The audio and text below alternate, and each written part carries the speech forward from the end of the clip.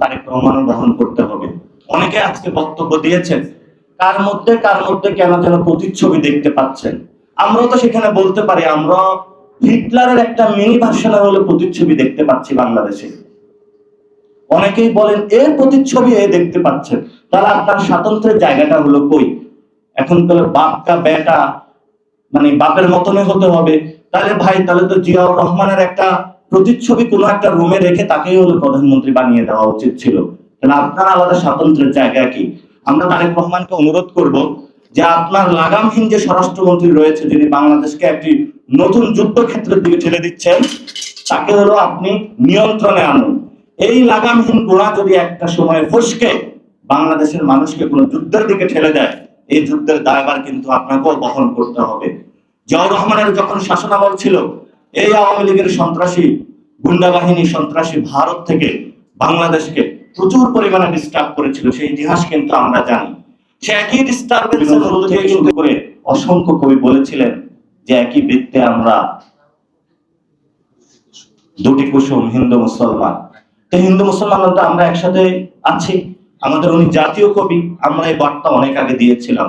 বাংলাদেশের হিন্দুদেরকেও আমরা যখন কেউ অ্যাটাক করে, আমরা সেখানে গিয়ে হলো তাদের মন্দিরগুলো আমরা পাহারা দিয়েছি।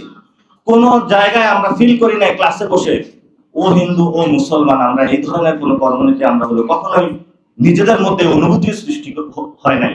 আজকে যেটা হচ্ছে ভারতে মুসলমানদের উপরে, তারা অত্যাচারের স্টিম রোলার চালিয়ে তাদেরকে সীমান্তে পাঠিয়ে অবৈধ বাংলাদেশি ট্যাগ দিয়ে বাংলাদেশের ন্যাশনাল সিকিউরিটি যেমন ক্ষতিগ্রস্ত করছে, তেমনি ভাবে এই দিল্লির সাথে ন্যারেটিভ মিলিয়ে, বক্তব্য মিলিয়ে আমাদের স্বরাষ্ট্রমন্ত্রী আমাদের যারা সীমান্তের মানুষগুলো রয়েছে সেখানেও তাদের মৃত্যুর মুখে ঠেলে দিচ্ছেন। অলরেডি আমাদের মুখপাত্র এই বিষয়ে গতকালকে স্টেটমেন্ট দিয়েছে এবং আগের দিনও দিয়েছেন। উনি বর্ডার কিলিং সম্পর্কে যে বক্তব্যটা দিয়েছে স্বরাষ্ট্রমন্ত্রী, এটা একটা কাণ্ড জ্ঞানহীন বক্তব্য। অনেকে বলছে আমাকে এই শব্দটা ব্যবহার না করতে, কিন্তু আমি ব্যবহার বক্তব্যটা বলবো এই জন্য, কারণ উনি একজন আইনের ছাত্র। ইন্টারন্যাশনাল বাউন্ডারিতে এনফোর্সমেন্ট এজেন্সি যদি কাউকে হত্যা করে, তাহলে সেটা অবশ্যই বর্ডার কিলিং হবে।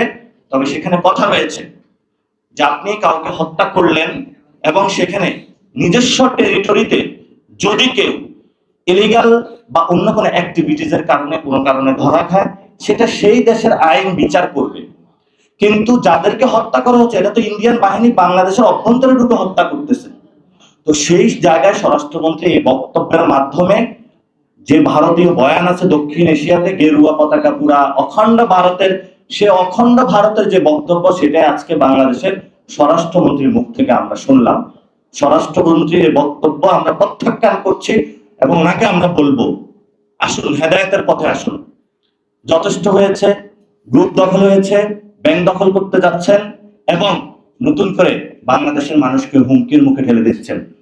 প্লিজ, এই ধরনের যদি আপনি বাংলাদেশ বিরোধী কর্মকাণ্ড শুরু করেছেন, করতেই থাকেন, তাহলে কিন্তু এর দায়ভার কিন্তু বিএনপির উপরেও যাবে এবং এর দায়ভার কিন্তু